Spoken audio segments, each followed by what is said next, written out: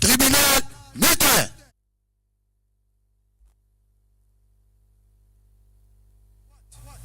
Aligné. Non.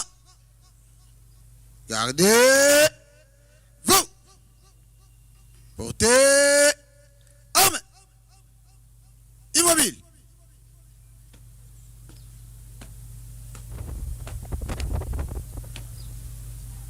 Monsieur le Président du tribunal militaire des garnisons Kinshasa-Gombe, mon major, la prise d'audience est rangée pour vous rendre les honneurs et vous présente les prévenus qui comparaissent à l'audience de séjour. Commandant pose d'audience, agent de première classe, Kapiamba Delphin. L'audience de séjour est déclarée ouverte, armes au pied repos. Mon major.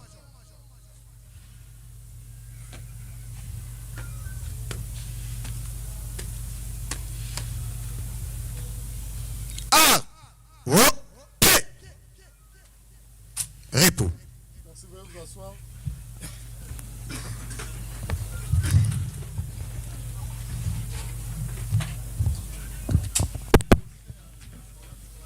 Monsieur le greffier, vous avez la parole pour la lecture de l'extrait des rôles de séjour. République démocratique du Congo, justice militaire, tribunal militaire de Ganzo de Kinshasa-Gombe, extrait de rôle.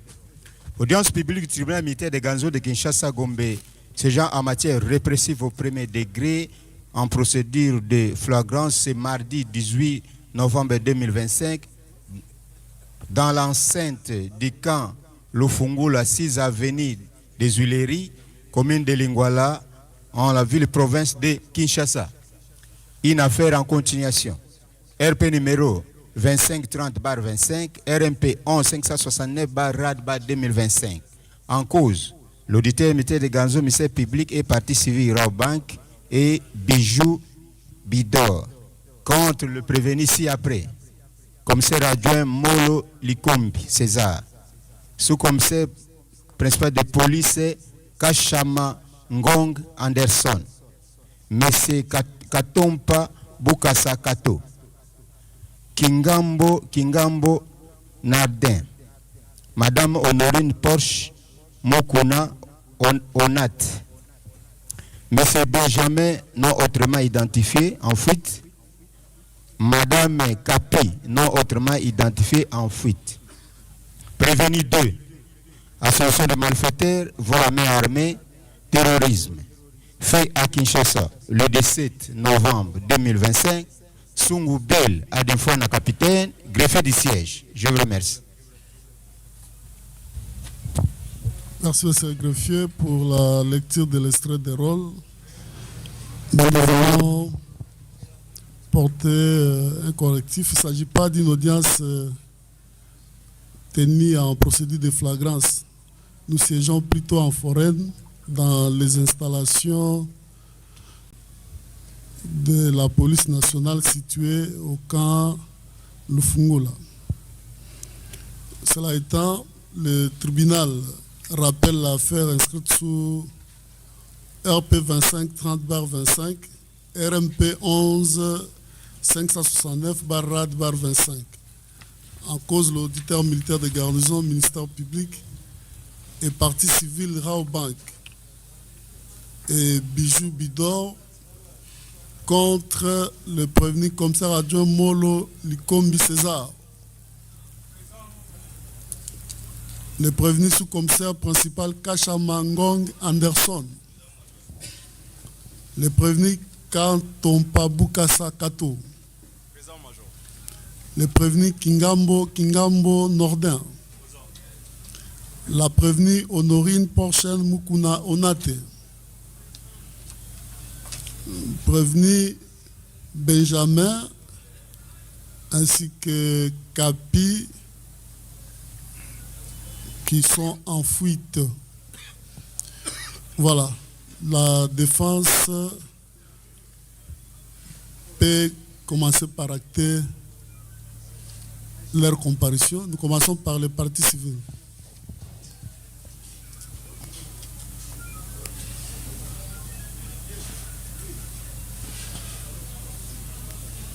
La partie civile Raobank SA, comparé représenté par ses conseils. Charles Mouchizi, je suis avocat au barreau de Kinshasa Matete. Conjointement avec Maître Kabongongo et Carlos, avocat au barreau de Kinshasa Matete. Conjointement avec Maître Kayembe Chibangu Gaël, avocat au barreau de Kinshasa Matete. Conjointement. Maître Kingu Morabou Rabi, avocat au barreau de Kinshasa Matete. Conjointement. Conjointement avec Maître Deborah Ondapanzou, avocate au même barreau. Défense conjointe, Maître Mbaka Mamiani Benjamin, avocat au barreau de Kinshasa Matete. Conjointement. Conjointement avec Maître Daniel Kabea, avocat au même barreau.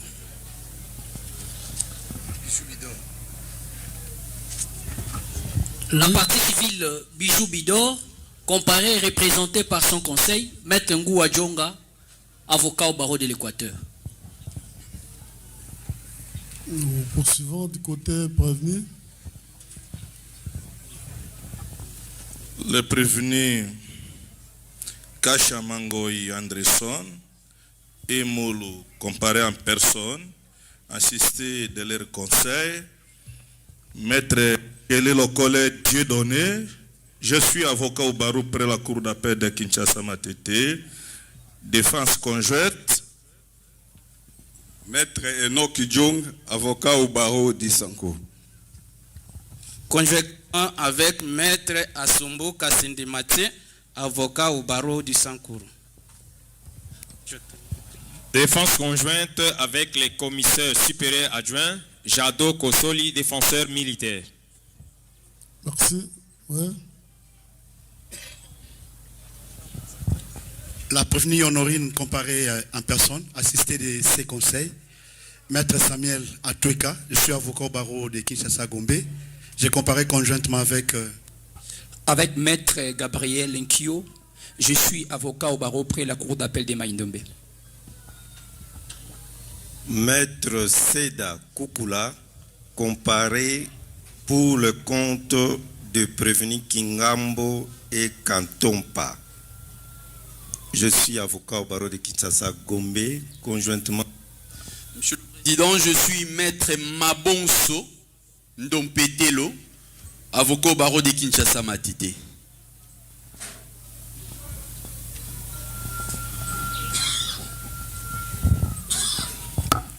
Cependant, les prévenus Benjamin et Capi, qui sont en fuite, ont été notifiés de la présence d'audience via le parquet. Et le tribunal demande au ministère public de requérir quant à ça, par rapport aux prévenus défaillants. Merci pour la parole, Monsieur le Président, distingué juge. Conformément au article 324, 325, 326 et 327 du Code judiciaire militaire, qu'il plaise à votre auguste tribunal de statuer par défaut à l'égard des prévenus en cavale, et Madame Capi et Sir Benjamin non notamment identifiés. Nous avons dit. Merci, greffier. Notez que ces réquisitions du ministère public, sur pied des articles 324, 326 et 27 du Code judiciaire militaire, le tribunal retient le défaut à l'égard des prévenus Benjamin et Capi. Et ils seront poursuivis en procédure par défaut. S'agissant des autres parties, est-ce que vous aviez reçu les notifications des dates d'audience de séjour, les parties civiles? Vous étiez notifiés? Oui, Monsieur le Président, nous l'avions reçu. Du côté prévenu, avez-vous reçu les notifications des dates d'audience?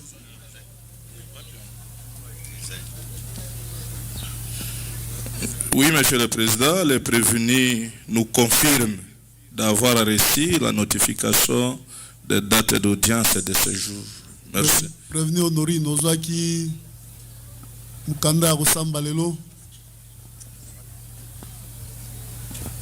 Oui, Monsieur le Président, la prévenue a reçu la notification de date d'audience. Oui, du côté de Vigile. Oui, Monsieur le Président, ils ont confirmé qu'ils ont reçu. Voilà, sur base de l'ordonnance renvoyant l'instruction de la présente cause à l'audience de séjour et sur base de ces notifications des dates d'audience, le tribunal s'est dit régulièrement saisi à l'égard de toutes les parties. Cela étant, nous allons poursuivre avec l'instruction de la présente affaire en demandant aux parties aux prévenus de s'asseoir. À cette audience, le tribunal avait demandé au capitaine Kongaoui de venir avec l'adjudant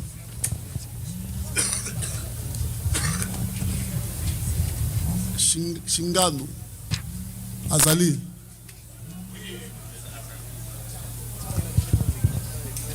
Na mususu wana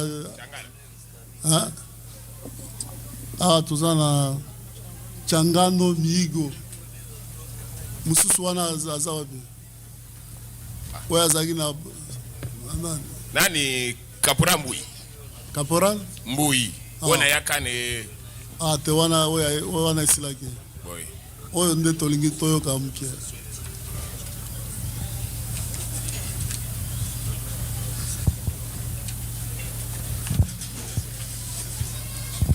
okoki kolongola bere na yo okoki ko pesa kombo na yo na mobimba nango. Kombo na ngai Changano Miigo Peter. Obotami wapi? Na botami na Bukavu. Date? Le 24 5e mois 1978. Kombo ya papa? Mihigo Changano. Azali? Akufa. Kombo ya mama?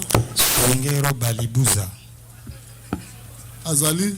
Akufa. Village na yo? Village na ngai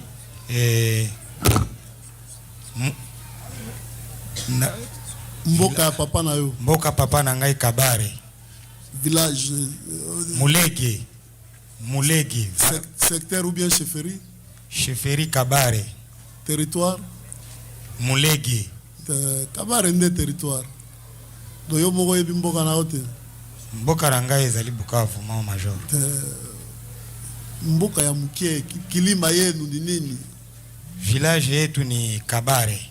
Kabare. Ni Mulege. Mulege. Chefferie yenu? Chefferie yetu mina yani Kabare. Territoire? Mina ni ile tu mungini Kabare. Kabare tu. Oza mtu ya province ni? Sud Kivu. Oza na nationalité ni? Congolaise. Utangi classe? Oui, natangi classe.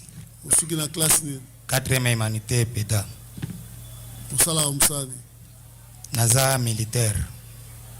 Uza na grade ni? Adjudant chef. Uza na unité ni? Bataillon PEM. 14e région militaire. Compagnie ni? 4e compagnie. Peloton ni? 4e peloton. Section ni? Nasukilika na 4e peloton puisque naza faisait ya adjoint ya 4e peloton na peloton. Vous avez fonctionné ni? Adjoint ya 4e peloton na kati ya peloton. OK. Numéro matricule là? 1 78 96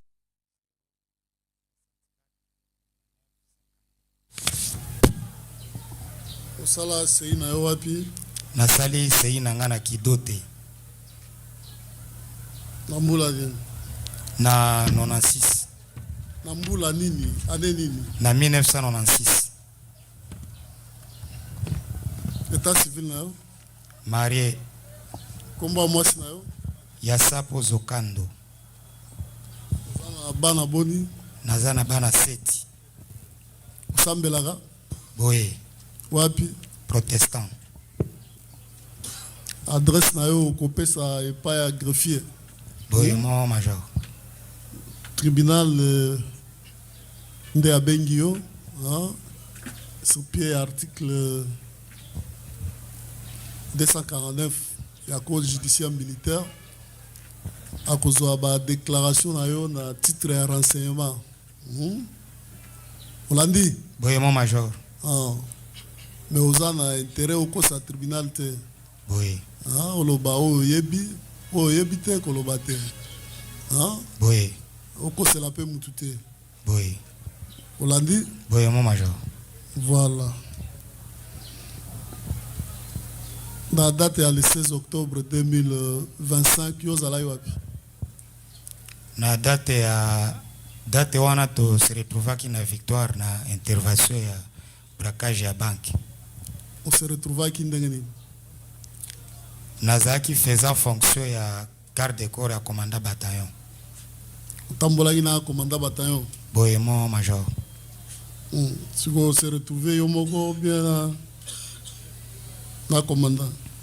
Nazalaki toujours na commandant bataillon. Tant bokomi na victoire? Tokomi na victoire, masasi zeko beta makasi. Tokutaki masasi ezobeta wapi? Na kati ya victoire. De partout, donc moi qui identifier ceux qui na kati ya banque ou bien na libanda ezalaki te. Tu se retrouves masasi zeko beta makasi na victoire. Quand tokomi na victoire, commandant masasi ezobeta na ordre ya nani? Nayebi te mon commandant, nazalaka toujours si ma commandant na ngai. Wana ba air nini bokomi na victoire? Ce qui n'a se trompé, je crois que ça va 10 heures, mon major. Mais prenez précision, na cause en angote pour nazaki na simaka commandant, cause ça va 10 heures. Tant bokiti? Tant tokiti, tokutaki bande ko biso ya leni bazaki wana, char moko ezalaki wana ya leni, tokomaki obligé tozwango neti bouclier na biso commandant comme ko déployer ba unité ya baninga na biso o tokutaki wana, ba pem na sima ya banque porte moko ezana sima kotoyo tozui char wana commandant zui char comme bouclier nga comme garde corps na toujours sima na e ba déployer baninga oyo bazaki sase bazala déployer na libanda banque pona kozela bangu na o bazaki masasi zoko beta de partout akuraki masasi peut-être kozeza na kati bato akobima poto te terkale bango. C'est là ba information tant to komaki na banque oto yokaki ke ba to bazai ko sala mabe na banque balingaki ba bima ba police bazalaki wana sous l'intervention bangonde ba ebi ba intervention benite yaki basalaki effort ke ba to ba sayan bazalaki na kati ya banque ba bima libanda te bazonga ki na kati ya banque.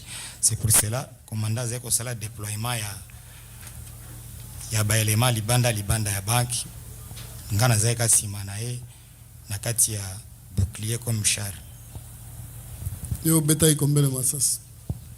Ngana zai garde corps commandant na zaki na temps ko beta masasi te po commandant pesa nga ordre ko beta masasi te. Okotaki na kati bien osukaki libanda. Okota na kati ya banque bien osukaki libanda. Na zalaka sima ka commandant libanda ya banque. Otikali kokota na banque te na kati. Tokotaki na banque te mo commandant.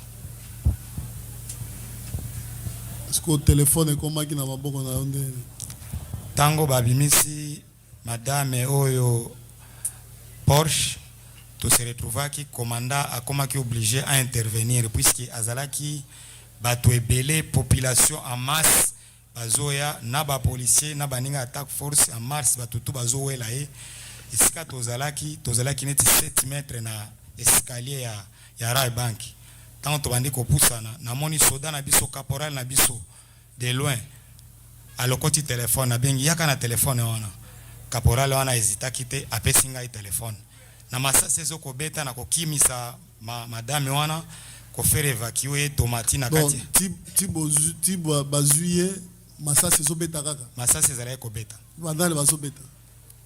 Merci major tant tozaki na victoire libanda nyonso kuna na ba libanda nyonso ya victoire ba masasi zibande ko beta mais Ngata nke sima commandant tuzaki na ta commandant ko donc masasi ezobeta en désordre soki to comprendre en désordre mon commandant sans commandement ya mokonzi songolo nakolo bandenge wana puisque na yeba kite bato bane ko beta so bazai commando ba maîtriser moi nani prévenu Honorine mais masasi ezo continuer ko beta masasi ezo ko beta kaka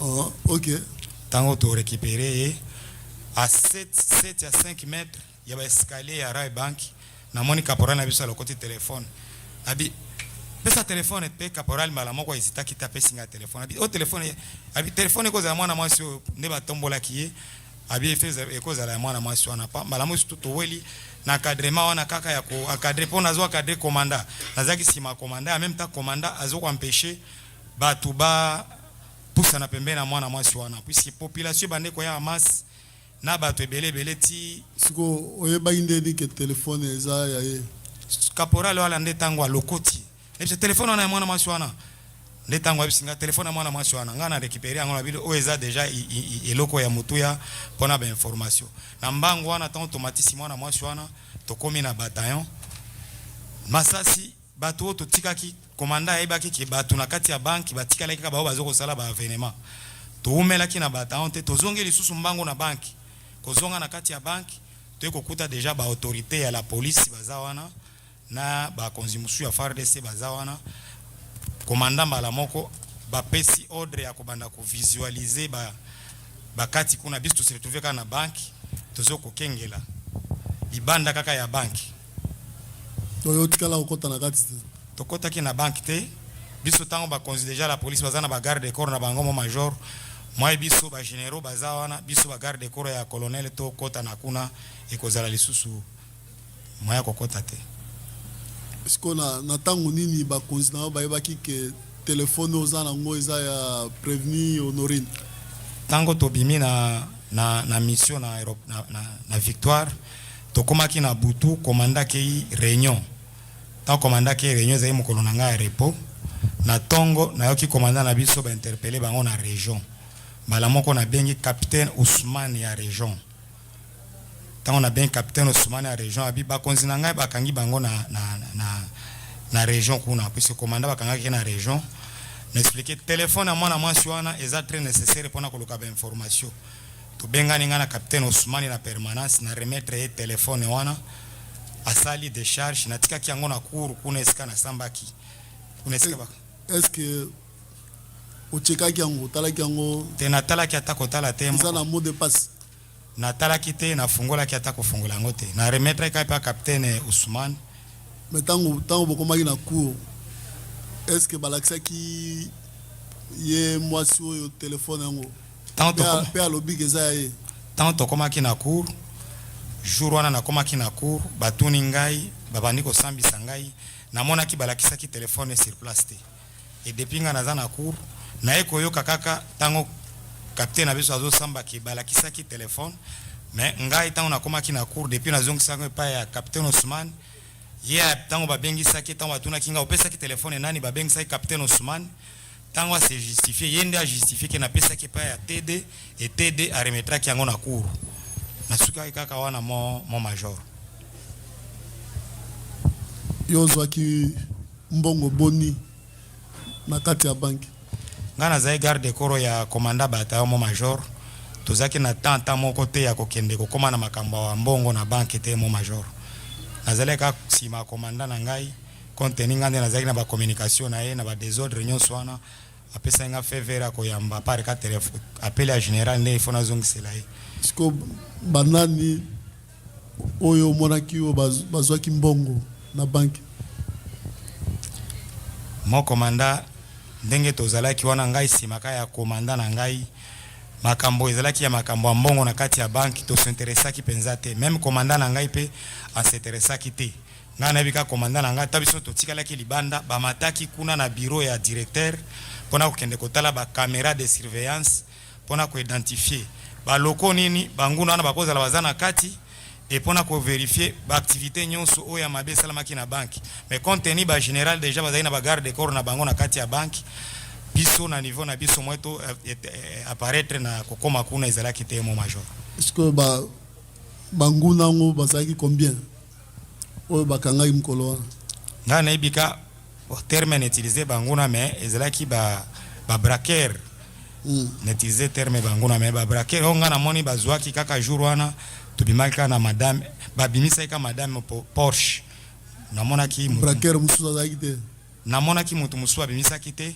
jusqu'à ti tokomisaki na bapoka wana puisque bakonzi bazaki na kokanisaki ba braqueur baza na kati ya ba nini wana nde babande koluka luka mais compte tenu tozaki libanda namonaki kaka mutu babimisaki ka moko madame à part munduki ya plastique est-ce que monaki munduki mususu o bakangaki ke bakuti yango kuna na likolo vraiment mon commandant à part munduki ya plastique oyo bango balobaki munduki ya plastique puis ngape namonaki yango penza biete na yokaki balobi munduki ya plastique mais komona yango namonaka yango pete eloko mosusu te puis biso nde tokendaki na munduki te tant tokendaki na ye tokendaki sans arme tokende pe na munduki ya plastique te siko tango bakangi bake na ye bino bozongaki no tant tokomi na bataillon tozongaki lisusu na banque tant bozongi est-ce que masasi ezaki kobetaka tant tozongaki nayebi ke quelque temps ya ba coup de balle betaki mbala mo commandant na biso azu initiative ya kozwa ba sniper atia bango na ba étage ya victoire wana mais jusque là tindenge to bimaki wana ba 16h30 tibozo sala ba course wana commandant na yo est-ce que yokaki masasi kobeta na kati ya banque tango tozalaki na banque mo commandant na chare o tozalaki ko se camoufler pembeni ya commandant tomonaki ba coup de balle net ezobima na kati ya banki e yango etindaki tokoma 16h na boluki na kati ya banklo ya banki wana mais soki bino bomonaki ba coup de balle ezobima na kati ya banki oko justifier ndenge nini ke ti bokomi na pokwa ti tolali tolamuki munduki moko ekangami te mutu mosusu akangami te à part prévenir Honorine. Merci au major. Zo justifier onde. Merci au major. Taonga nazalaki wana nazali garde corps ka commandant bataillon. Na silimitaki na mission ka kokengela commandant bataillon na ngai. Mais ce qui est vrai ngape jusqu'à maintenant nazalaka étonné na ba degré masasi ndenge lelaki wana na ebité tembe yo zaki na terrain ko yebisa biso quand même est-ce que ya solo hein à part masasi so basoda babeta libanda omonaki masasi kobeta na kati ya banki mon commandant tango tozale kozwa enclos ya char wana kokende pembeni ya enclos ya char kobanda kotambola nango puisque ba coup de balle to bande koyoka yango de partout ezobima na koyeba te est-ce que bande kobima na kati ya banki est-ce que bande kobima na basusi ati ya nzinga ya banki mais na koyeba te mon commandant donc basoda bande kobeta masasi sans ordre à tir c'est ça tant tozalaki wana eza kutu difficile puisque na enclos tozalaki wana aux environs wana namonaki ata soda moko abetaki masasi te mais oyo yokaki ezouta ba masasi ezouta de lointaine nazoyeba te eske ezouta te e yango tozokosalaka ba encouvert mon major mais sur place ke motu tala ba policier wana mibale obavandi oyo omoni bango boye mon major omonaki bango na moment nini tango bozalaki kuna na monaki lieutenant ya la police tango touti kotika madame Honorine na monaki na sia ba escalier a telemi wana lieutenant za tolobi ba oyo mibale lieutenant ah oyo lieutenant la police omonaki ye na monaki a telemaki wana azo sala nini a telemaki kaka na dispositif puisque ba unité komaki déjà ebelé menga na bane ko maîtriser te ke yende garde benini mais komone na ba 16h wana commandant na biso nde ko tuna eke bino bozaki ba garde da événement zalaki ndenge nini e ndenge commandant eko zwa bango abike non pona ko relater événement wana bien nde bazwaki bango et pas commandant abi bokende ko na bo relater événement zaki ndenge nini pa ya commandant ya la police na ndenge na eko mona bango le sous jour wana no auditorat tango na kangamaki siko adjudant wana mona ki adjudant chef biso tozalika libanda na libanda kaka wana ase lieutenant azalaki na entrée ya parking adjudant chef azalaki neti kuna kote ya sika ba misambongo na distributeur ndesikanga na monaki adjudant chef oyo po biso tozalika libanda wana moto akokota lisu na kati te ntango omonaki bango attitude na bango omonaki ezalaki ndenge nini? Ce qui est vrai, batu bauti kosala likambo ou bien batu bazosala mosala na bango normal? Ce qui est vrai, biso tozalaki na bango kaka wana meke kolobaki attitude na bango puisque ba unité komaki déjà ebele namonaki ba policier ka bazali wana nazai koyeba position na bango te namonaki bango ndenge bazali wana mo commandant pona ko identifier bango pona ko tuna bango nazaki na taona te moko aza plus gradé nanga mo nusu aza collègue nanga naibaki ataki bango baza ba garde ya banque te naibaki kaka lieutenant nde asalaka na banque mais neti ase namonaki kaka kuna nakipaki kutu mpo ba policier bazalaki ebele ba unité zalaki ebele mo major siko ba vigile wala tala bango bango vraiment na tiaki bango na ngonga nini pe wapi vraiment bango na tiaki bango kate na s'intéressaki na bango ata mokete na mona kaka mutu moko o tozalaki kozala na libanda mingi ezali maître avocat kaka ya banki maître avocat maître avocat azali oui o wapi oya pembe non oya pembe yende tozalaki na libanda donc azosala nini? non azali kaka koobserve makambo ndenge ezoleka wana sikoyeba indeni aza maître avocat nayebaki aza maître ntango abandi kotuna bapolisier ntango komanda bato azotuna bapolisier makambo ntango bazwi bapolisier ya banki nde bazokolinga kotuna ye alobi non nga naza juriste bokotuna tunanga mituna wana te nde ntango nazwaki na mutu na nga nayebaki no ye alobi aza juriste bongo yo oyebi ndeni aza maître avocat ya banki nde tolingi toyeba kaka mais mon major jour tokendaki na kosala témoignage jour mbula ebetaki namonaki na bourgeois ya baavocat nde na s'adresse pa ya baninga na ngai ya uniforme babi non aza avocat ya banque puisque kaka yende namonaki il était en tenue civile en veste libanda bacivile ebele mpenza bazalaki wana te mais en observation kaka libanda wana ntango batunaki babandi kotuna mituna ntango bazokotuna lieutenant ye alobi te ngai na juriste bokokotuna ngai te immédiatement boko juriste batuna ngai mituna te ye moko ayebi ndenge agangelaki bato babandi kotuna ye mituna puisque azali déjà monté na makambo ezalaki wana. Organe de la loi, vous avez des questions à poser aux renseignants? Merci pour la parole, Monsieur le Président. C'est tellement clair que on n'a pas de questions à poser aux renseignants. Assez. C'est tellement clair. Toutes les questions posées par votre auguste tribunal et les réponses sont données tellement claires, alors comme on dit. Nous avons dit, monsieur. Merci. Partie civile, y a-t-il des questions à faire poser? Monsieur le Président, la déposition du renseignant a été tellement limpide que nous sommes dépourvus de toute question allant en ce sens. Côté prévenu?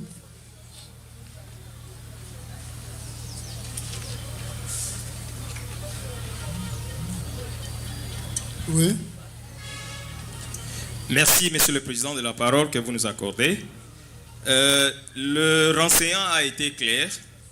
Cependant, nous voulons avoir une précision sur ce qu'il venait de dire tantôt. Il a dit que lorsqu'il est venu avec son commandant, il a assuré sa garde, il a vu mes deux clients sur place.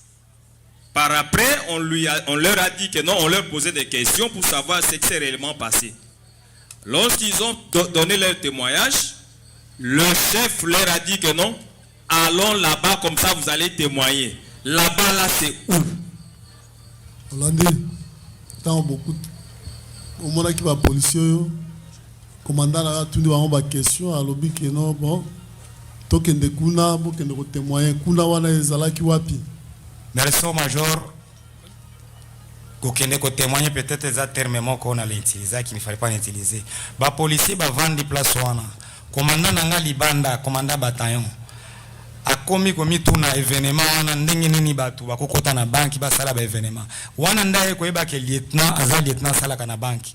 Puisque ba officier belé bazala ki déjà wana ndé atuni osalaka na banque lieutenant nde abengi yaka tokende pa ya commandant ya la police oexplike biso scénario ezalaki ndenge nini mpo tokóma na événement wana libanda esika azalaki biso nyonso libanda bazwi lieutenant ti ase référé kuna epai ya commandant la police akoti donc na kati ya banque na kati ya banque wana nayebi te soki esukaki kuna lisusu ndenge nini pisi natikalaki libanda aza wana je suis sûr que peti lieutenant ezalaki boye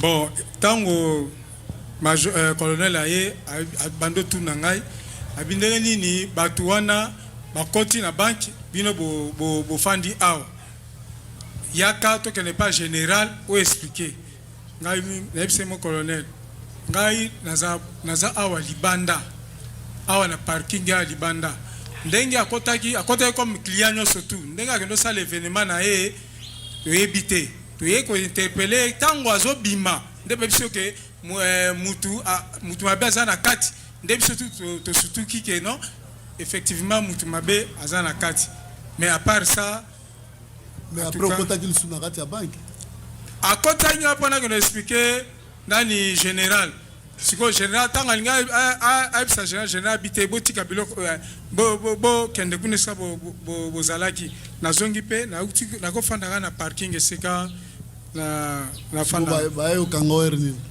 bon tango mosala esili ba 17h namoni kaka commandant bataillon aye albino kota na nini na jeep tokende nayo na campem nde commandant pede albino bango baza belema na biso ya la police okenda bango na campem pourquoi tika bango tokenda bango epa na biso nde bamema biso na Ipekin. Merci. Oui. Il y a une autre question? Non, à ce stade, nous nous limitons, Monsieur le Président. Voilà. Oui. Votre honneur, Monsieur le Président, nous avons suivi avec attention le renseignant Changamo. Sa déposition est limpide. Mais j'ai une préoccupation concernant le téléphone qui a été retrouvé. Pourquoi ce téléphone ne figure pas parmi les objets saisis présentés à votre juridiction? La question s'adresse à l'organe de la loi, parce que j'estime que c'est un objet précieux qui aurait pu aider l'OMP pour retracer les appels de cette dame et éventuellement déceler les gens qui ont collaboré avec lui lors du braquage de cette banque le 16 octobre. Merci, Monsieur le Président. Merci, Maître. Avant que l'officier du ministère public réponde, des les prévenus et les renseignants, tango yozo qui téléphone le 16. Boyema commandant. Ozong saki amukoni. Tango bakangaki commandant le lendemain à opération wana. Le 17. Le 17. Ezalaki to salaki musala vendredi, bakangaki commandant jeudi et vendredi. Tango na landie na région na koti Ousmane mais ko pesa yango dimanche na permanence. Donc vendre la téléphone banda jeudi ti na bengaki capitaine Ousmane comme mutu ya bureau de na monaki mutu akopesa yango contenu commandant bakangaki na région. Ce tribunal à comprendre ceux qui bakangaki commandant te olingoti na téléphone parce que vendre nango banda jeudi ti nangana pesa rapport dimanche. Merci major nangana pesa rapport puis nazwaki na maboko ya caporal. Yo moni caporal a lokoti mbala moko pesa comme mokonzi ozui hein mais yo pesa ko za bakonzi baza wana pona nini te ozui pe opesi bakonzi mais ovandi nango jeudi vendredi samedi dimanche tango moni bakangi commandant nde oke ko pesa pona nini commandant ngana za garde donc linga ko dissimuler ba preuve c'est ça te mo commandant ngana za garde corps ovandi nango zo sana nango nini ya yote na za na posa na remettre kana maboko ya commandant mais malheureusement commandant nanga déjà zalaki intercalé kuna SD azalaka te na unité na bino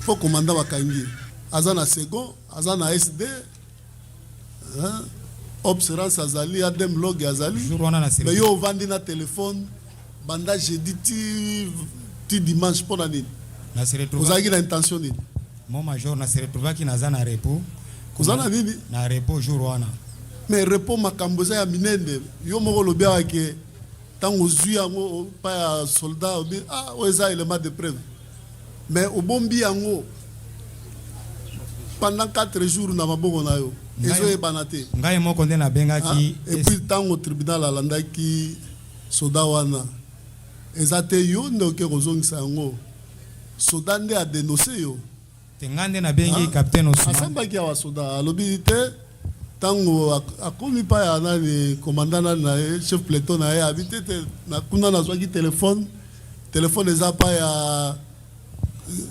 AC tel oyo aza nani garde corps ya commandant c'est comme ça ke babengi yo yo olingaki obomba telefone wana pendant ke oyebaki ke eza ya prévenu Honorine mais ozwi yango obombi merci major moto moko abengaki nga te mpona kokende kopesa telefone wana agida de compagnie aza moninga na ngai agida chef tango soda wana yakanisi telefone wana eza mpona kozwa mpona kosala nango eloko moko ya boye ngana bisite telefone eza très nécessaire mpona kozwa bainformation mpona koyeba nani babande kokopere na eloko oyo eza très nécessaire il faut komema yango na mpona nini osali nango 3 jours 4 jours mobimba nde question ya tribunal nazongisaki yango na mokolo ya samedi ntango komanda bakangaki ye vendredi moko mpona nini ozeli bakanga komanda nde ozongisa c'est-à-dire ozalaki na intention ya kobomba yango te mokomanda nga moko nde nabengi mais le même jour ozongisi te les jours suivants ozongisi te le même jour tozalaki na opération ya kozwa bato kozongisa wana esi esilaki mosala ya le 16 esili tokoti le 17 eleki le 18 oye kozongisa soki le 19 soki le 20 soki totali nani pourquoi oza na intention ya koyiba mokonzi nga moko nde nabengi na telefone mo capitaine oza wapi tala eloko ya preve mpona mosala yo ezalaki na victoire moto ata moko te ayebisaki nga teke nabenga capitaine Ousmane oui regande alors mbala nsima kosalaka boye te wana eza deja moyibi mpo ozwi obombi ere omoni bakangi komanda nde obi nabimisa mpo trace ekoya kobima kosalaka boye te yo ozali wana mpona kokengela bato na biloko na bango oza te pour que bakangi mutu omoni eloko ekwei yo ozwi obombi na ndako na yo wana eza mabe kosalaka yango te oui Organde.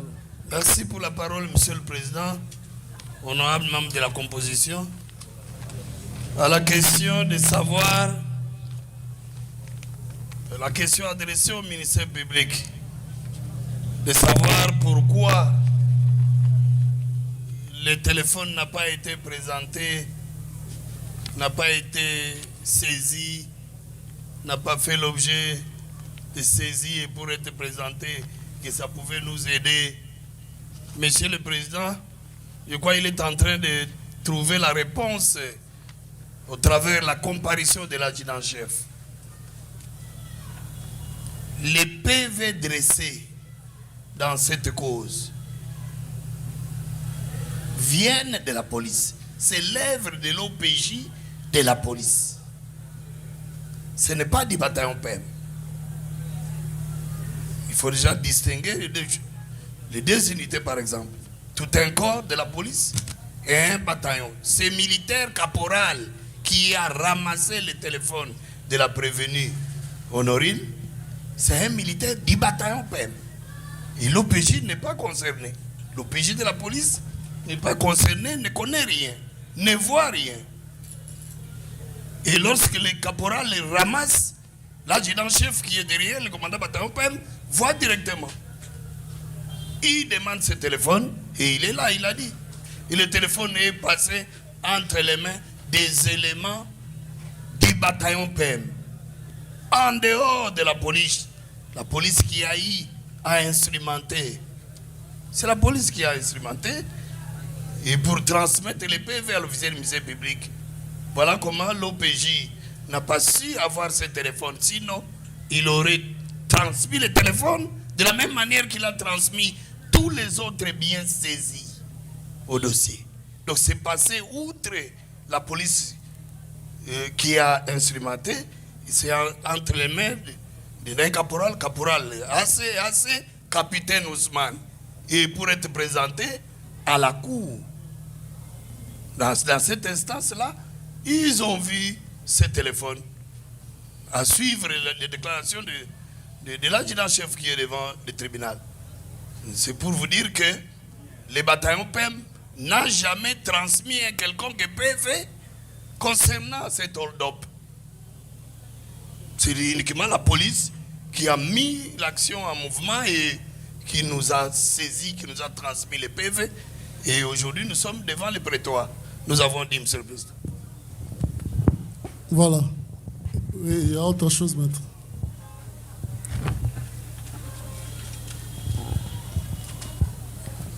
Juste une petite question, 2 ou 3 petites questions de clarification, Monsieur le Président, votre honneur. Oui.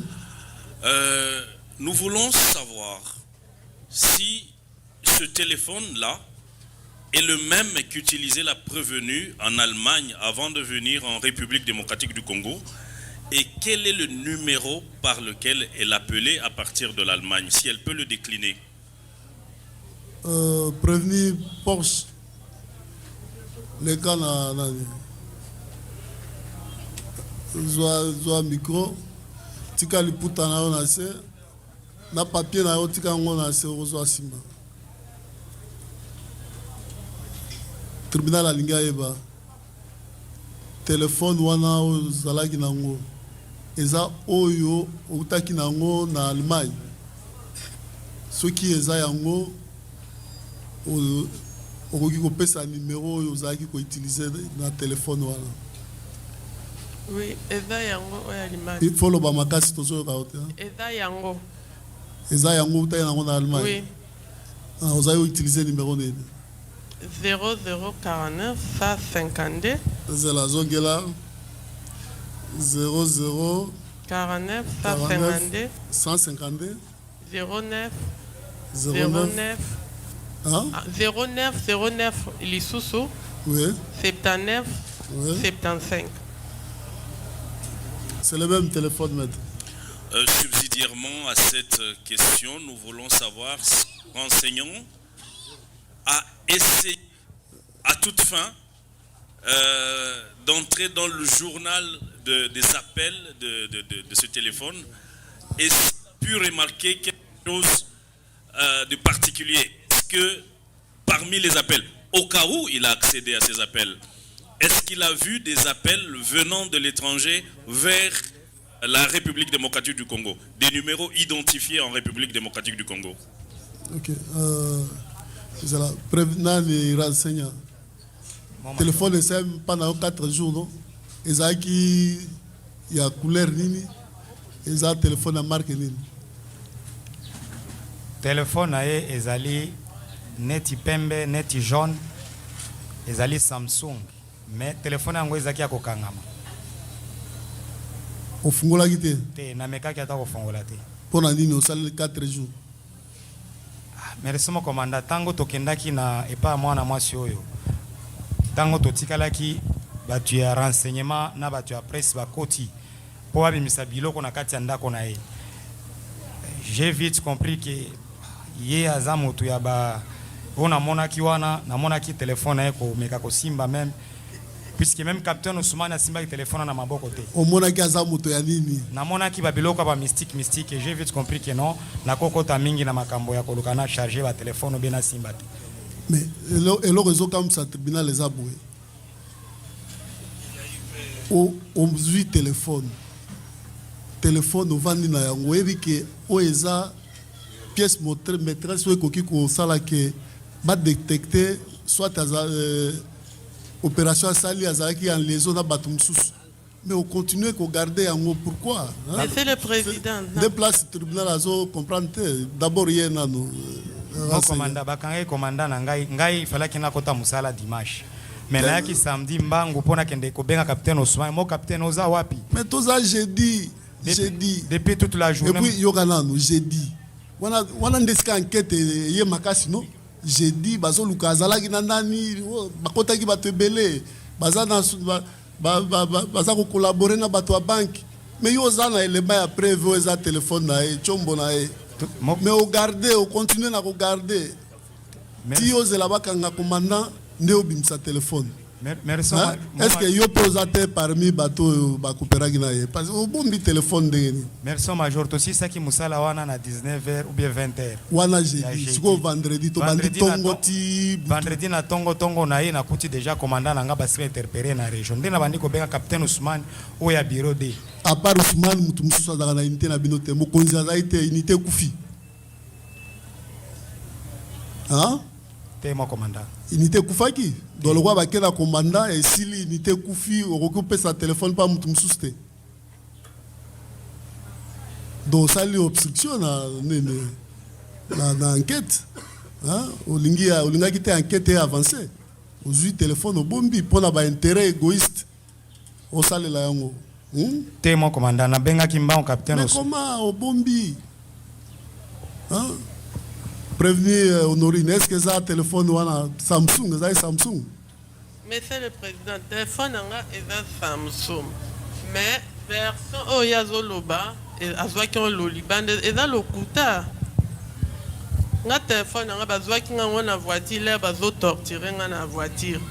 Après route na rappelé na ebisa bazo na voiture lingolo bani. Là babwaki nga na kati ya mutuka na. De l'air siko bazwaki téléphone nanga ikoyaki na kati ya mutuka nasenga ekutu ba police ana site pe bozong seza ba contact bana nga babeti nga ko apporte nasenga service ana yeso ka lobi ezalaki libanda c'est faux nga bazwaki nga ngo na kati ya mutuka prévenir les autres que bazwaki na kati ya mutuka parce que ezalaki na sima patolon nanga malgré ezalaki okita téléphone pe kita kina yango mais Olanda qui renseignant liboso ayaki awa nyonso ye tika kokota na mutuka te ye azalaki poste libanda et puis renseignant wana alobaki ke azwaki yango na se ntango azwi chef na ye amoni chef alokoti yo sikoyo ozoloba ke eza ntango bakotisi na kati ya mutuka nde bazwi bango nyonso baokosa baoloba telefone ezalaki na se telefone ezalaki na kati ya voiture soki bazwaki oseke bango mpe baza na kati ya voiture na ngai ekozala te baloba telefone ezalaki lina se mais telefone ekoyinga na kati ya voiture bazokosa makambo sikoyo oyebaki ndenge nini ke ekweyi na kati ya voiture parce que lende babwaki nga na kati eloko ya liboso ekweyaki eza telefone mpo patalo mpe ekweyaki na ngai le baobwaka nga bazwaki nga te bapose nga babwaki nga na kati ya voiture telefone mpe ekweyaki na kati awa eza makambo olela te te mpo bazokosa oloba nde bosembo bazokosa pourkoi baoloba lokuta baokosa nga na mesana na lokuta te sikoyo makambo baoloba yebimisa nga lokuta adida bozela adida alobi okosi Merci mon major. Nga nazwi telefone na maboko ya caporal na biso ya pembe. Na ba condamnation oyo nga na uti kozala condamné na kati ya cour. Caporal na soki azaki na kati ya mutuka wana alingaki azwa pene lokola baninga na ye mosusu. Caporal na azaki na se et azalaki na kati ya na mutuka komanda te. Batu tuzaki na bango na kati ya mutuka biso nyonso tu se retrouva na kati ya ndolo, tosali ndolo, ba mosusu bakangami ngai pe naza condamné na ndenge nazalaki condamné caporal alokoti téléphone tango bazokoto mama oyo mo commanda po akoma na kati ya jeep je ne sais pas soki ye akokoloba ndenge azoloba full ezoya na victoire ba policier ebele task force baza ebele makambo tostolandaki kana zwi yango na maboko ya essentiel mettre à comprendre que au tchekaki téléphone wana te il y a une autre question maître. Oui monsieur le président, en réalité je voulais juste apporter un peu l'eau au moulin de l'accusation. Essayons de voir, d'appuyer un peu l'aspect préméditation, mais j'ai la nette impression qu'il y a là, on fait allusion à deux téléphones différents, un qui est tombé dans la foule et qui a été ramassé, un autre qui est tombé dans le véhicule et qui a été conservé par ceux qui l'ont ramassé dans le véhicule. Ça sera le travail du ministère public pour une éventuelle instruction supplémentaire, peut-être dans un autre cadre, nous avons dit. Merci. Voilà, la partie civile Bijou d'or.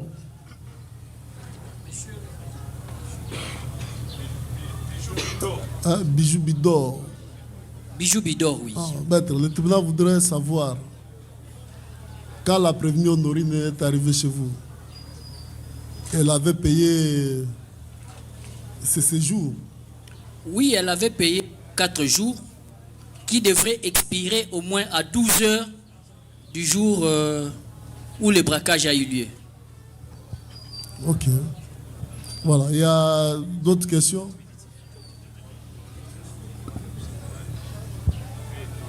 Oui, maître. Merci de la parole, Monsieur le Président. J'étais en train de soulever ma main avant même que mon estimé confrère qui occupe pour la partie civile Robank puisse intervenir parce que j'avais une objection. Malheureusement, le tribunal ne m'avait pas suivi. Et cette thèse que je voulais soulever, Monsieur le Président, vient d'être relevée par mon estimé confrère. Parce que, au regard de la narration des faits faite par notre cliente et le renseignant, vous allez vous rendre compte qu'il se pose une contradiction. Et l'intérêt de mon objection, Monsieur le Président, était, dès lors que vous n'êtes pas en face de l'objet concerné, je crois que c'est inutile que nous puissions faire le débat qui vient de se faire tout à l'heure. Parce qu'on peut se lancer dans un débat sur un objet autre que celui appartenant à notre cliente. C'était ça l'intérêt de mon objection. Et là, ça nous ouvre une brèche, Monsieur le Président, pour faire poser une petite question au ministère public. Pourquoi au ministère public, Monsieur le Président? Parce que ces débats autour du téléphone, pour nous, c'est très intéressant. Et ce n'est pas à cette audience que cette question est soulevée. Le ministère public peut-il dire au tribunal, à ce jour, où se trouve le téléphone de Madame Honorine? Parce qu'il a eu quand même à instruire. Il a eu quand même à entrer en contact avec d'autres services. Nous avons vu des militaires qui ont défilé devant votre guide tribunal, dont le ministère public est arrivé quand même à retrouver. Qu'en est-il du téléphone à ce jour? Oui, organe. Merci pour la parole, Monsieur le Président. Honorable membre de la composition. Monsieur le Président, il a été dit clairement ici, par les renseignants, devant votre auguste tribunal. Clairement, que il a vu un caporal du bataillon, du même bataillon que lui, bataillon père. Le caporal a ramassé le téléphone. Les renseignants ne nous disent pas, au tribunal qu'il y a un téléphone qui était tombé pendant que la prévenue était à bord de la Jeep. C'est elle qui soutient cela. Et raison pour laquelle le conseil de la partie civile Raobank dit que nous allons tirer les conséquences. On suppose déjà qu'il y en a deux téléphones. Mais ici, les renseignants éclairent au tribunal qu'avoir vu le caporal de son unité ramasser un téléphone. Et il a fait appel à ce caporal. Le caporal a produit le téléphone. Et c'est lui qui a gardé le téléphone. Jusqu'à le remettre au capitaine Ousmane.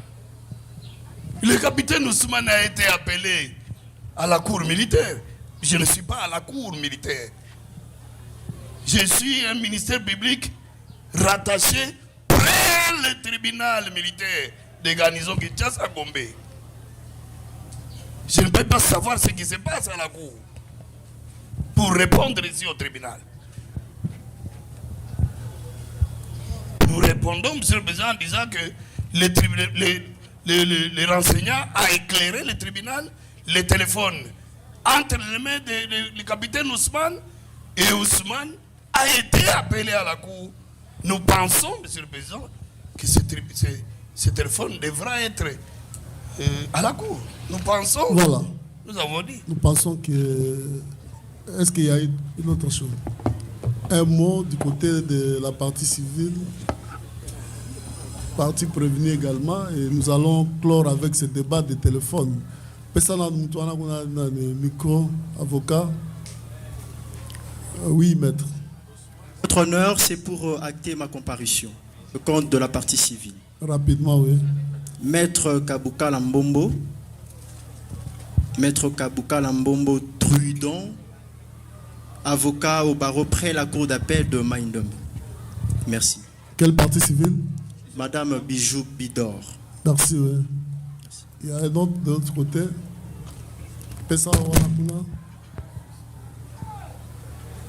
Oui, rapidement. Merci, Monsieur le Président. C'est pour la prévenir honorée. Je suis maître Massoudi Bakala Nathan, avocat au barreau de Maïndombe. Conjointement avec maître Greg Kitambala, avocat au barreau de Kwilu. Merci. Voilà, on a fini avec les comparutions. Pessa micro pas participer. Merci, Votre Honneur. Attendez, maître. Nous suspendons pour 2 minutes pour les besoins physiologiques. Voilà. L'audience est suspendue.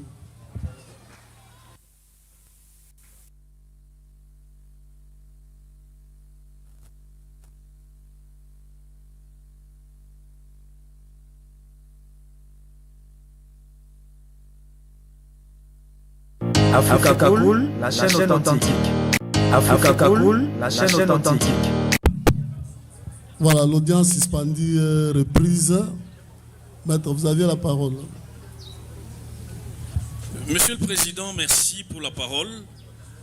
En réalité, comme nous l'avons dit précédemment, notre intervention était juste d'essayer d'asseoir la question de la préméditation, qui n'est pas très essentielle par ailleurs.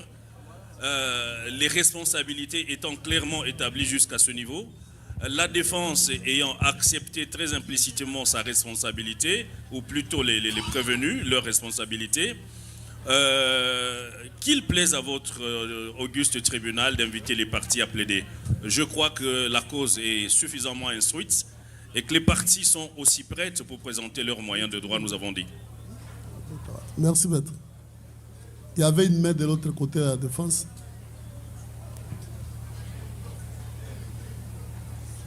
Oui, Monsieur le Président, c'est ce que j'ai voulu suggérer au tribunal, parce que, Monsieur le Président, les questions du tribunal vis-à-vis des renseignants est claire comme l'eau claire dans un verre clair, et surtout que l'audience de ce jour était consacrée à la plaidoirie. Nous avons voulu vous demander si vous estimez, si le tribunal estime être suffisamment éclairé, vous nous invitez, Monsieur le Président, parce qu'il y a les innocents qui ont tenté de subir d'une manière illégale, et on va les démontrer dans quelques peu de minutes. Je vous remercie. Merci. Voilà. Cela étant, le tribunal va devoir libérer les renseignants